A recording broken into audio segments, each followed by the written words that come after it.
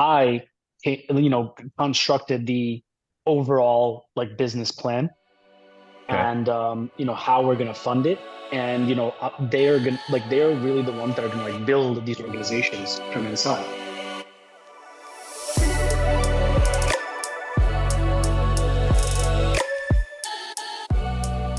Manish Patel, what's going on, man? What's up, Ben? Not How much, we not much. doing? Just another day. Doing all Yeah, right. living the Coming off dream. the coming off the long weekend and right back to the grind. Right? I Yeah. laugh about the long weekends because they're always more of a punishment than they are sort of like a reprieve, Yeah, tell whenever me you're about it. busy. Why don't you start off and just kind of give me and listeners a background? Sure, absolutely. Yeah, I'll just give you a little personal background. So my name is Manish Patel. I am a New Jersey resident. I grew up in New Jersey pretty much my whole life. Born in New York, my parents lived there for a few years and then moved out to Jersey. I even went to undergrad in New Jersey, Rutgers University. Some of you may have heard of it. I studied mathematics and economics there. I was always just really fascinated with like challenging puzzles, building things, just connecting up a bunch of dots. And so when I got introduced to cannabis, which was actually in college, before that I never had. Well, there was a couple of times in high school. I think I had like I had a brush up with it, but I was really, influenced by Dare. And I was like, and I was like, no, those are drugs. Stay away. Don't touch You're it. the Don't, only person that wasn't ironically influenced by it, huh? Yeah, exactly. So like, if I found my friends like around it, I would, tell them they're wasting their lives and just all this stuff that's like indoctrinated into your head that I had no reason to believe other than that they spoon fed it to you. You were Um, Karen Patel. yeah, exactly right. And then college came around and it was the summer before undergrad. I had my first experience with cannabis.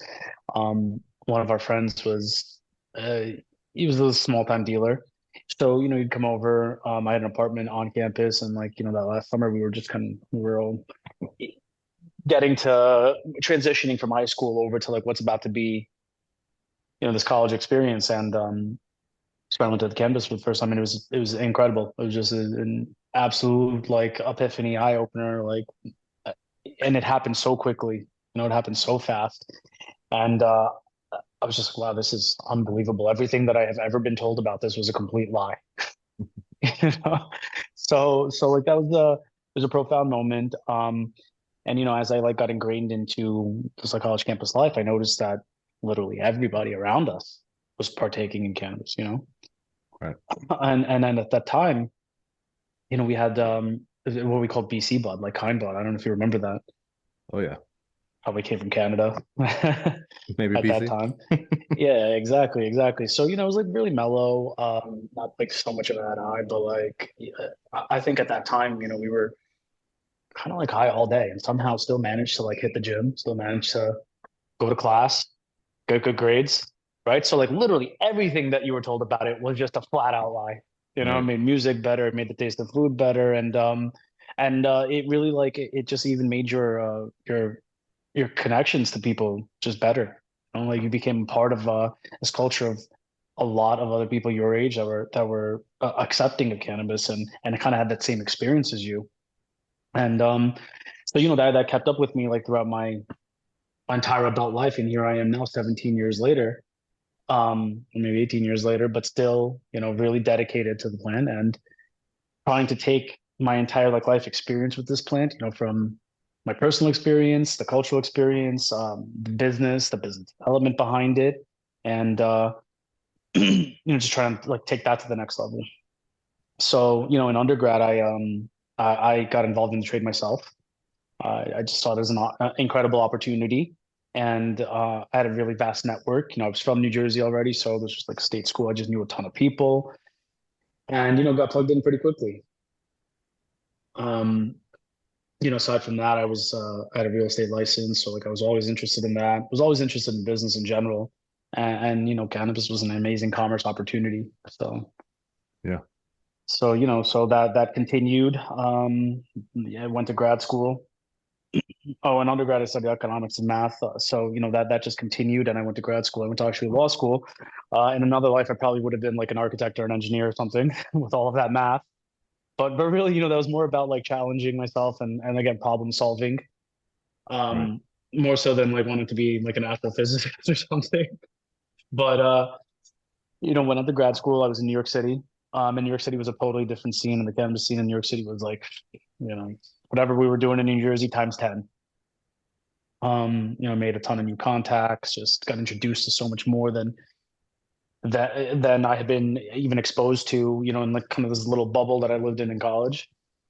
Right. And that was a major transition when you started to see all of this California product come out to the East Coast, and that really changed the game because there's so much more variety. And I think back then like we used to call it headies, right? But then like it just said there's so much like it has evolved with the terms. I don't even know if that was a term for you, Ben. Like you've always been out there on the West Coast, right? Yeah, I was in Humboldt, so we were the ones sending all the stuff over there. That's Yeah, exactly. So like we had all these funny names for what was coming by there, but that was another profound shift in our entire campus experience, especially for us East Coast people. So while I'm there throughout grad school, I noticed that again, even at like this higher level of education, there's so many people that are interested in cannabis that are part of the cannabis culture. Some of my closest friends, I think like the reason we became so close is because we were all, like in between classes or after class or whatever it was. I mean, not in between so much in grad school, but like on the weekends and Yeah. after. Yeah, we would get together and we would share our favorite pastime, right? So it just the connection got even stronger. And then after I finished my graduate studies, I remained uh, involved in the business, right? Um, but I decided that I was going to go out to California, which seemed to be the epicenter of it all. Right? And by this time, you had already cut your teeth. I'm sure you were so like evolved in the industry, and I was kind of just stepping into it. But I had a really really good opportunity with a friend that I made out there for a company that he founded. It was called Ganja Gold, which I Yep. believe you've Remember heard them of. well. Yep, Yep, absolutely. yep, yep. So so my boy had this incredible idea. He had already jump started. He was down in San Jose. Told me a story about how pretty much raided him, shot him down, took all of his equipment, took everything. At the end of the day, he got like a little slap on the wrist because in California at that time, I think Prop 215 is what was in effect. Yeah.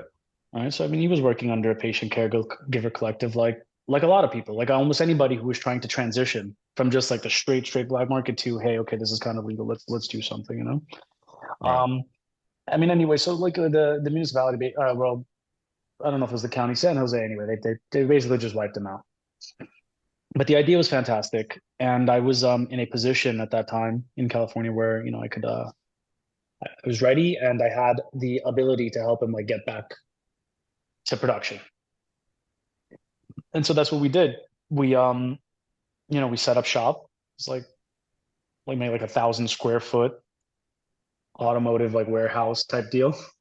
This was What over year in San what Mateo. year was this around This is in San for Mateo context? around 2014. Okay. San Mateo 2014. So still well before the rec market. That's absolutely right. Well before Rex. So, you started up still had the same patient caregiver collector like list, the patients that he was providing for. But we saw the future here. We knew that this could turn into a major enterprise, right? I think my very first experience with cannabis and undergrad, I was like, there's no way that in our lifetime that this is going to continue to remain stigmatized.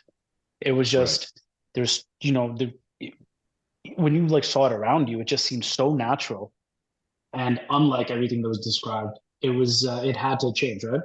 So so especially in California, right? So in 2014, Yeah, I mean that's it that's was the medical market there was so like universal. You could get a medical card in 15 minutes just telling them basically anything. The doctor would actually give you the symptom that he could prescribe it for. Big difference with right. some of the other states for sure. Oh yeah, big time. Like so over here on the East Coast, around the same time that California was considering Prop 64, there were a few East Coast states that were a little bit after a few East Coast states that were going medical, but Hmm. you had to like have a crazy debilitating disease in Exactly. order for you to get qualified for it. You know, Illinois was uh, like that. I mean, I think they had 3,500 medical card holders at their peak of the medical market. And we're talking, in Chicago. So Yeah. you had, yeah, Yeah. they wouldn't even do it for PTSD, or you had to have like a blood problem that could be confirmed with a blood test or something like that. So it was pretty crazy. It was pretty crazy, actually. Yeah, yeah, yeah. But you know what the reality is? I saw through all of that. I think everybody even knew at that time that this was just a Yeah. precursor to what's to come. They just didn't want to run before they crawled, you know? Right.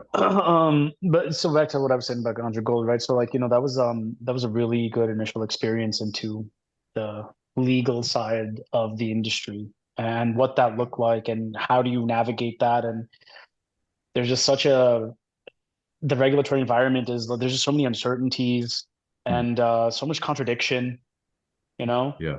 And on top of that, you're still looking over your shoulder because you're trying to comply with exactly what they put out, but at the same time, there's threat of prosecution. Right. And they don't Because always really, know what they put out either. So they might not interpret it the same way you do. And it's kind of a guessing game in the beginning there. definitely. And then like the huge dichotomy between the law, well, enforcement of the law, and then like upholding the court, right? The court system, Right. essentially, Yeah. right? The police, for whatever reason, continue to just behave the same way that they had I guess it's like prohibition, Yeah. maybe tougher even. But it was like a pick and choose thing, you know? So yeah. So eventually Gonder Gold would get back on its feet, and Alex was he was a real connoisseur.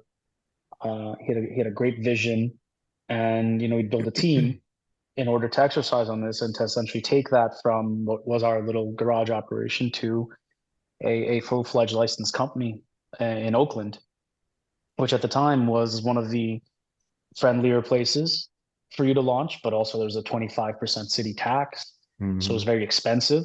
Hmm. But that was it, better than the San Jose like sheriff's department knocking on your door any day and taking everything you've got, everything you've built, and shutting you down again. So that was I guess like the price of entry into the market. But it was worth it. It was well worth it. And it came with its own new set of challenges, right? I mean, anybody who's like anybody who's tried to transition from like the legacy to the regulated market, um, it's not like hustling, it's not like trapping. It's very, very different. And you deal with more people because it takes huge labor force to even pull off. Like Hmm. we were a manufacturing company, right? So it took Right. a lot of people, a lot of personalities. And I'm sure you've heard this time and time again. Getting like good workers in the cannabis industry is very difficult. Especially back then, because most of the people didn't even have experience, or if they did, they didn't necessarily want to be a part of somebody else's company, right? And especially in the beginning, before, when everyone thought it was maybe going to be easier to do your own thing. Yes, absolutely. And hey, listen, that problem still exists here today. Right? Yeah. I mean, anytime there's a new opportunity or a new market, this some guy who was working a desk job that hates his job is now like, oh yeah, I'm gonna get a cannabis license. I'm gonna hop into this industry, and I can appreciate that excitement. But after nearly 2 decades of experience in this thing, not something that you can just jump into.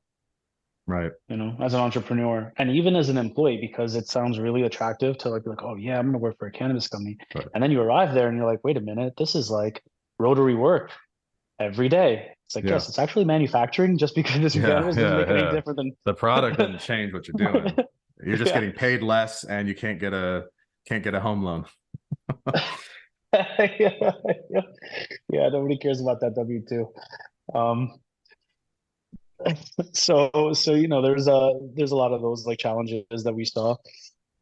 But again, like as I said, it was an incredible experience. I think it was definitely it was the education that you weren't going to get in any kind of schooling.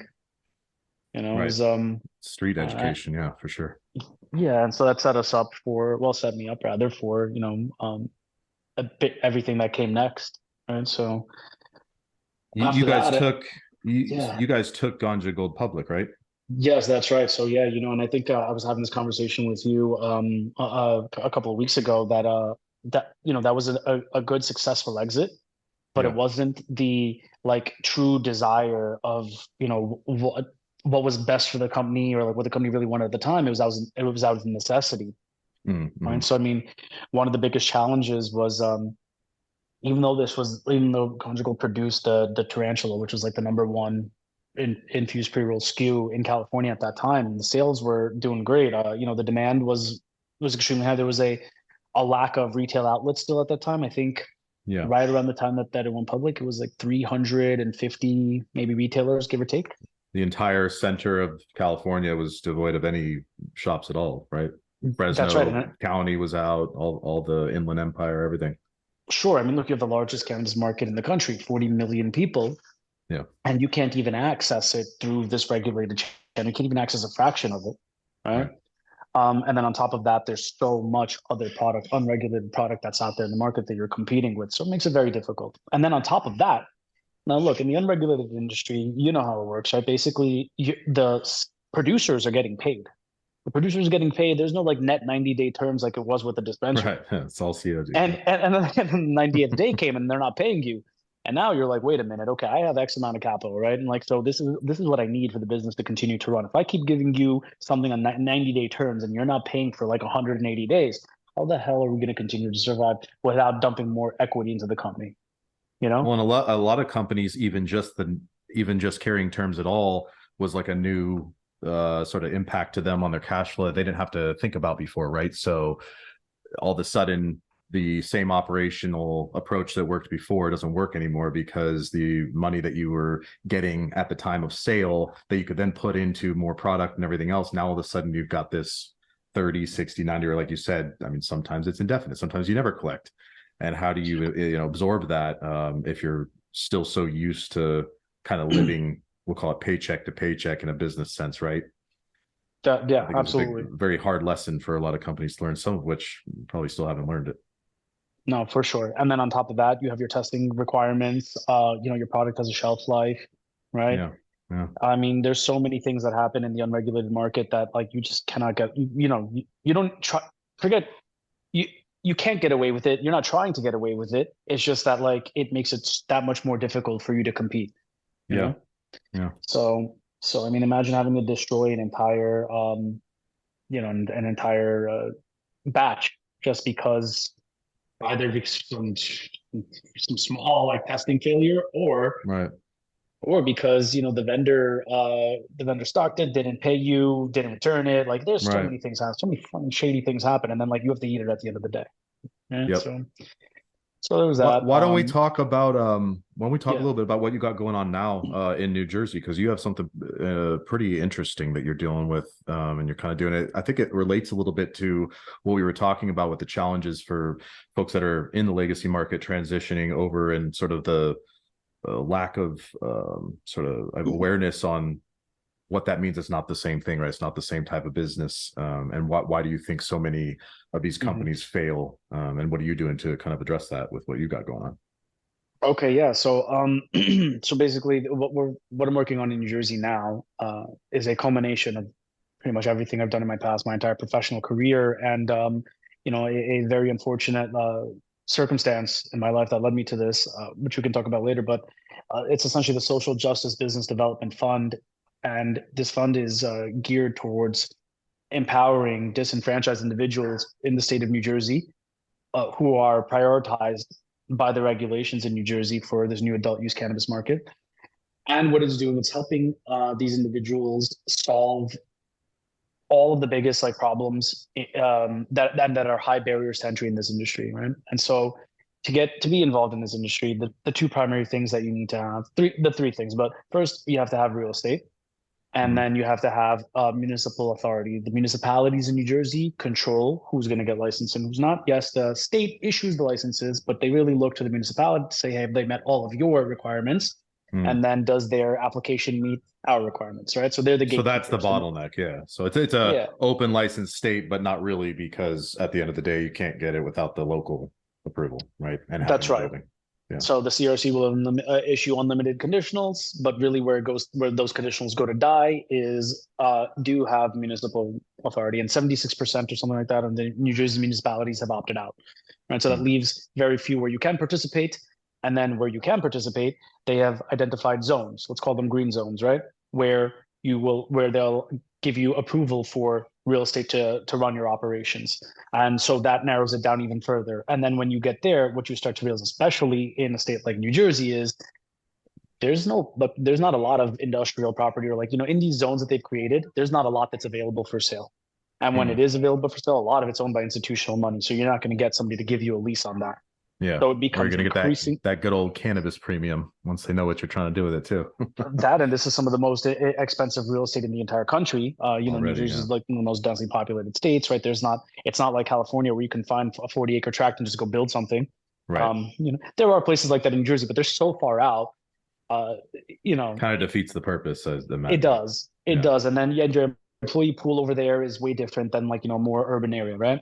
Right. So I haven't seen all of that. I set out almost 2 years ago the idea of the fund, and then also procuring the real estate asset in probably one of the most desirable areas of New Jersey, which is right in the heart of New Jersey's transportation corridor. Doing what was necessary in order to get municipal authority for this building. Every single license category that New Jersey would allow, to essentially basically create like to consolidate the entire supply chain in one place and create this vertical under which a social equity or diversity applicant could thrive. But then also making it so that these constituents that are a part of this fund that we bring into this, they have a commitment to advancing social justice in the form of, first of all, hiring for people that come from impact zones and other people who have been harmed by the prohibition against cannabis, right? Giving priority to reentry program applicants that would be applying for a job.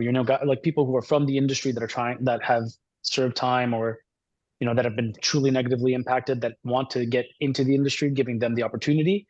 But then this is really important, also creating an employee stock option program, right? So these few entrepreneurs are the lucky ones that are selected to launch, but there's an opportunity for everybody that works at these companies to own a portion of this company, right? So through time and dedication and, rising through That's the ranks. called a ESOP, I think. Is that correct? Yes, the ESOP, Employee Stock Option Program, exactly. So creating that, and what I thought was almost like a poetic type of justice here, and I may be using that term incorrectly, but a sense of balance and fairness was that capital and labor would be valued equally. So in this situation, it's very alien in the cannabis industry, I'll tell you that. Extremely. But so in this instance, basically, the investors of the fund will be supporting these licensees, and it's designed so that they are de-risking their capital very quickly. And everything that we've seen from every cannabis market that has launched in those first couple of years is in that period, like it's the most likelihood of de-risking your capital, because it's the highest revenues before the market starts to mature, right? So in this situation, they're de-risking the investors are de-risking their capital, and they're left with, say, 15% equity into these businesses, and that's the employee stock option program is also 15%. And by that I mean like valuing capital and labor the same. And then the remainder of the equity obviously belongs to the licensees and the people that are really building this business. That's awesome. And I mean, I feel like it addresses, like I said, some of the issues that, a lot of the states have a social equity type of program. California was one, right? But I feel like there's so much emphasis on getting licenses in the hands of, social equity companies. And then it's, you're on your own, right? And which isn't really the value. And it's certainly not just social equity companies that struggle with this. It's cannabis companies in general, which is kind of one of the reasons why I want to do this podcast. And, I speak about the things I speak about, because I think there's just a general lack of institutional knowledge in cannabis about how to operate a business, especially in a regulated industry like cannabis. It's way harder than many other industries, right? So getting a license, great. But if you don't know how to operate the business, A, and B, you don't have the resources, right? So like you said, the land is incredibly hard to find. It takes political acumen. It takes knowing the lay of the land, having those connections, all that stuff. Similar thing in Illinois, where I'm at, actually. There's a lottery and everybody got licenses, and 90% of the people that have them can't find a location, right? So what use is that Yeah. Maybe they can sell them off to, one of the companies that already has, 5 or 6 or 7 locations, but ultimately they are not going to be able to build a real business if they can't even find a location, much less gather all the capital that's needed and everything else. So I think it's really cool how you're kind of identifying these bottlenecks and doing something about it, because there's a lot of talk in the industry, but not a lot of people are doing creative stuff like this to actually address it. So that's great. Yeah, I mean, Very look, cool. you're absolutely right. Like, so the regs are written, they're great. Everybody gets a conditional. You all get prioritized in social equity, right? But like I said, like, the 95% of those will go nowhere, and that alone is not enough to create like a level playing field because for the past, I want to say like 6 or 8 years, these initial medical licenses that were given out had such a like long runway, right? To really Mm, basically capture, and we'll use New Jersey as an example, right? But to capture all of New Jersey's market, and these are what we call the MSOs, the multi-state operators, right? That have been out here. They've had their entire infrastructure set up. They're the only players in the league, and they have verticals. right. So to compete with something like that, to be similarly situated, this was the only way that I could see a path for that, right? Right. And this fund structure allows you to do that because of the way that the regulations are written, right? So that's what the point was. Now, where do I see that going though? See, the differences between what they were doing and how we're going to do it is now we have the ability to take people that have really paved this path, right? Legacy operators, and this is a platform for them to come into. And there's so many of them that I talk to on a regular basis, just because I'm really involved in the cannabis culture, right? Mm. Uh, to say to them, hey, look, we've got basically all the tools necessary in one place and the infrastructure for you to enter into this market. And why do you want to do it with us versus them? For multiple reasons, right? Because we also resonate like on our dedication to the plant, and like what our Right. stories and what we've been through will be told through this platform. Right. Whereas You have some whereas you, actual like history in cannabis, and you're not just some, greedy corporate entity that's trying to take advantage, I think is really what it comes down to. Yeah, Yeah. sure. And basically saying, okay, give us what you got. We're going to put it into our place. We promise we'll put your name on the label, and then now Right. bye bye.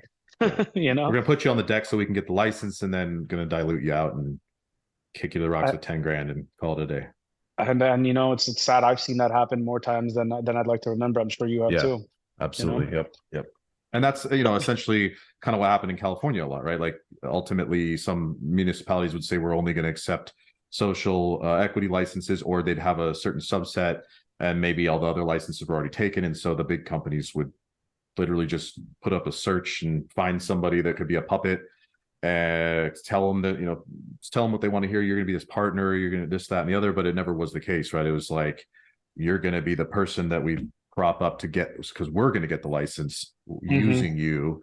And yeah, then maybe you'll get some money here and there, but like that's not running a business. Like you can't tell someone you're going to be able to build this venture with us and then just give them a check every month and tell them not that, they can get a discount on the product. Like it's not honest, and it's not respectful to the folks that, have been impacted, and many of them paved the way to even be able to get the licenses in the first place. So that's why yeah, I'm not a huge fan of the social equity programs, because I don't think they were thought out well enough yeah. um, as far as like what's really going to help. And I think that, operators like yourself that are taking it upon themselves to come up with more efficient and effective methods of addressing the problem is the key, and B, like very noble of you, I guess you can say. So Well, yeah, but Ben, I also have to say, like, I'm not like some crazy altruistic person here either. Like, definitely, it's something that I have become more attuned to, in tune with, right? This social justice movement of cannabis, because mm,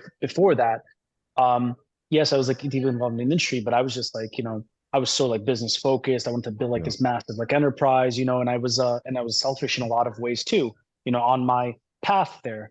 mm, So, this epiphany of cannabis being the social justice movement only came to me in 2019 while I was sitting in a jail cell for conspiracy to possess cannabis, right? right, And that's been one of the biggest struggles of my life. And I've been dealing with this for the last 4 years, this federal prosecution, which is very, very soon to be over, thank God.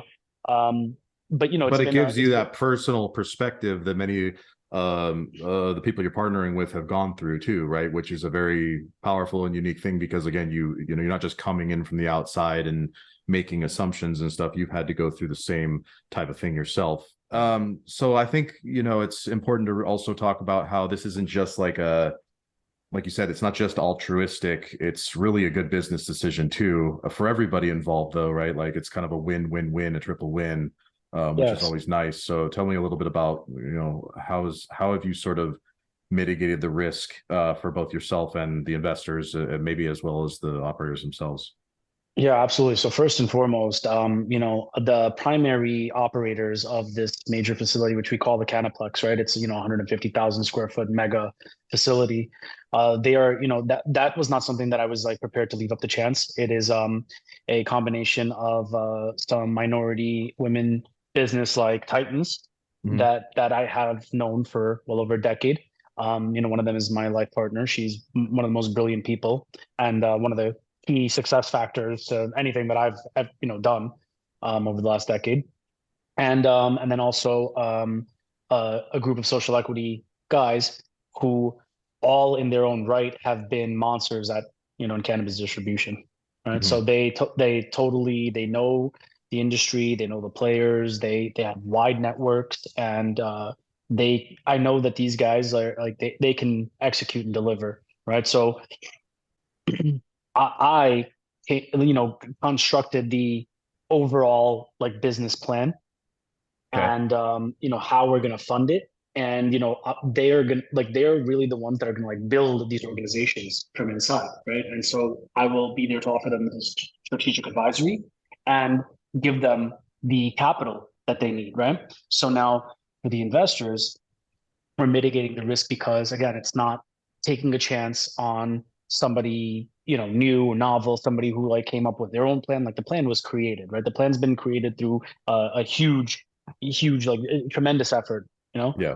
And it's always like revising. It's getting better and better because there's always something new that evolves, like as we keep moving along the line, right? Hmm. So the line, you know, like you just keep bringing it right back to the line. You got to keep pivoting and shifting. Right. And access to capital has been one of the biggest reasons that I've had to do that as well.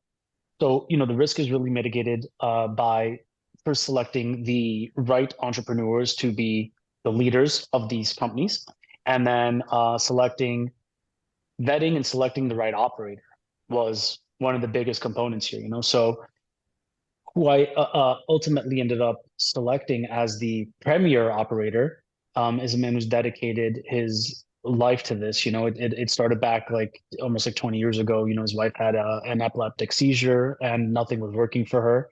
You know, Hmm. and he was always cultivating cannabis. He was always studying it. You know, he's more of a student of it than a business person behind it, right? Right. And you know that led him down a path where eventually he would become another patient caregiver, and he spent almost a decade just doing R&D, you know, collecting his own genetic library, pheno hunting himself, and you know arriving at like what strains formulations that were like really working for the people that he was trying to help, you Right. know, from a medical perspective. So um, that I really liked, and then also on top of that, uh, this guy's a brilliant inventor. You know, Hmm. he showed me a solventless extraction technology that was unlike anything that I had ever seen before. And you know, I've done the gas blasting, right? You know, we've done crazy volatiles like hexane, like those ganja gold syringes used to be a hexane Hmm. oil that people the cancer patients love them because it was a really potent extract. But got through that. We did the ethanol extraction, right? Which makes your standard distillate, Right. hydrocarbon extractions to do your live resins. You know, we did Yeah. that in Oregon from like 2016 till about 2019. Hmm. And and then this was the first time that I saw something like this, right? It was a true solventless in that nothing touched this plant matter. Like literally, it goes into this metal disc, it goes under a vacuum using thermodynamics. And you know, I was really surprised. I was like, how are So you it's so good not at it's this not science? washing. It's not like your typical washing and rosin pressing type of thing. That's exactly, yeah. There's a one-step process. That's it. You Mm. put it in, you turn the machine on, and then what you get out of there is this incredible thing that Frank has been calling a highly active live oil, a halo oil. Hmm. And he called it that because desktop version of this machine. It was like, looking at like a really talented high schooler's like science fair, like little Yeah. contraption. It was unbelievable, but it formed like this little halo cloud at the top of this like glass tube, and then that's how he got the name, right? Hmm. And he That's calls pretty it sick. highly active. Yeah, and he calls it highly active because it's so strong that like while you're like handling it to try to put it into the carts and stuff, if it like rests on your hands long enough, it actually absorbs right through your skin and you start to feel the effects of it, which I thought was very Hmm. novel. Yeah. Right. And like they have things like that out there. They have like transdermal patches, Right. lozenges, right? Right. Um, so that delivery system, which I've never tried, by the way. Have you ever tried that? Definitely never tried a Like a patch? suppository. No, I No, no, haven't. not that. But Yeah. I feel like a lot of those are made kind of with heavily processed stuff too, right? So you're not Mm, getting that solventless output. I don't know if that makes a difference or not, but I know a lot of people are interested in keeping sort of their extract as close to the natural state as possible. I mean, that's one of the reasons why sure. rosin hash, ice water hash and everything has really taken off in general, right? As people are kind of as they get more sophisticated, I guess they tend to move away from kind of the distillate and some of the other more refined Absolutely. stuff. So yeah, that's really exciting. I'm a huge fan of Absolutely. innovation on the manufacturing side in general. Yeah. And there's not a lot of it on the product side. Like there's some really cool stuff that's going on with equipment, but on the product side, it's if you look at the kind of the timeline, like there's been some big jumps, but then there's like a lot of time in between sort of new innovations that really disrupted the market. So I think Hmm. the market right now is very ripe for something like that, which would be a huge improvement for what is a superior product, but a big problem with it is the bottleneck of throughput, right? It's hard to produce a lot of it because it does involve a very manual steps that can't necessarily move a lot of product through. So it's gonna Right. be cool Like to see freeze what drying, for happens with example, as this. we Yeah, as right. we as we previously discussed as a bottleneck for hash rosin. So in Yeah, this, you're absolutely right. This I would say is like the purest essence of this plant. yeah. Collecting it in this form, right? Because it goes through a whole like varying degrees of like cold and heat to Mm. capture all of your like really volatile sesquiterpenes in the beginning, your monos, your and then all like the higher heat ranges to capture all like the wide range of cannabinoids that particular strain may have. Now, what's also really interesting about this thing, if it wanted to, it could be an incredible like recycling plant because literally we've taken like 3-year-old just really just try like you couldn't give this like product away, right? It's already browning. Somebody had it Yeah, stored yeah. well enough Right. where like, but you know what that It's old like oxidized Louis, completely. Yeah, yeah. yeah, but we ran it through this machine and it created an incredible tasting like vape card Hmm. that still had a little bit of potency in it. So Hmm. what it did was it captured whatever was good, like left in there, whatever essence was left in there, it like pulled it out. So it was And pretty left incredible. everything else. So maybe it And wasn't as left high of a everything. yield, but it still That's had right. like the kind of similar purity. Yeah, that's Yeah, awesome. I yeah, mean, yeah, that's a yeah. big problem, right? Is product that's been sitting too long, or if there's also stuff that you might extract. Maybe you do washing, right? And there's probably still some components that are left in there because that's not a perfect process. So, Hmm. I'm a big fan of like using as much of something as you possibly can before you finally waste it out, and preferably not even wasting it out, finding a way to even recycle that stuff somehow. But that's Yeah, cool. Yeah. yeah, yeah, yeah. He was the selected premier operator, for those reasons. That and like just excellent character, good family, you know? Yeah. Yeah. Yeah. Well, that's important because I mean, you ask 100 people that are in the industry, like who the best grower or processor is, they're going to get 100 people saying I am. That's just it doesn't Yeah, matter what someone's background is. Everyone's the master. Everyone's full of it. So I think yeah, that instead of having to go off word, having you actually vetting these people and you have the knowledge to be able to do that effectively, and then sort of build your team around this central uh, person that's not just a great operator but also innovates. That can create. It's almost like you're making an in-house team, right? But you're doing yeah. it with these sort of like JV partners instead. But I think the management of a good management style is kind of similar to that, right? Where you're not getting in the mix with all your people and you're kind of letting them do their thing. Especially if you value innovation, you really want to try to stay out of it and let the R&D team go crazy. So I think For this is sure. going to work out pretty well, and it's pretty cool to see something so different, and definitely excited to see where we're at in a year from now. Yeah, yeah, no, definitely. You know, a year from now we should be operational. We've got a couple Yeah. questions to kick off the end of this. Okay. Where do you see the cannabis industry in 5 years? 5 years. Okay. So, you know, I see there being less, I see consolidation definitely slowing down. It already has, you know, and the major consolidated players already like starting to unload Mhm. you know, some of the assets that aren't performing well. So what I see is a transition towards a more craft economy. You know, smaller players getting involved in the license markets, and then I think that the consumer is also becoming more educated on, Yeah, you know, what cannabis really is about, right? And it's not about your 35% THC or however high your label can go, you know, and some of the yeah, best cultivators and breeders out there will tell you that it's not about that. It's about the entourage effect. It's about the terpene profile. It's about, you know, good pheno hunting. right.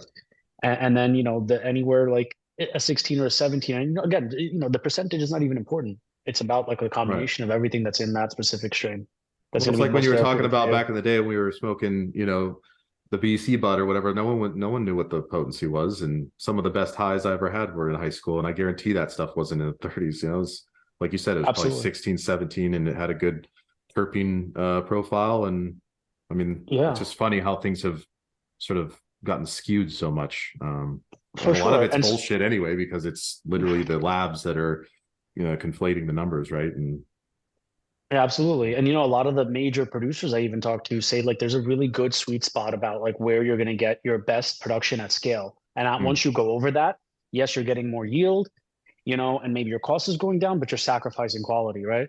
So, you mhm, know, you know, what we're looking to do is like stick right in that area. It's about 50,000 square feet of canopy where we can grow craft at scale. And mhm. it's going to take a lot of labor and it's going to take, you know, almost like 200 employees to run this facility. But even if our cost is marginally higher, the product is a 10, right? And that's how Yeah, we keep ourselves yeah, from becoming commoditized. So what I see for the future is like more people putting their attention and focus on developing that type of a craft economy. Because everybody else that's like, I got 1.5 million square feet of greenhouse and I'm going to blow it out the water. No, that's great. That's fine. But you know, you're eventually going to end up being just like biomass for extraction.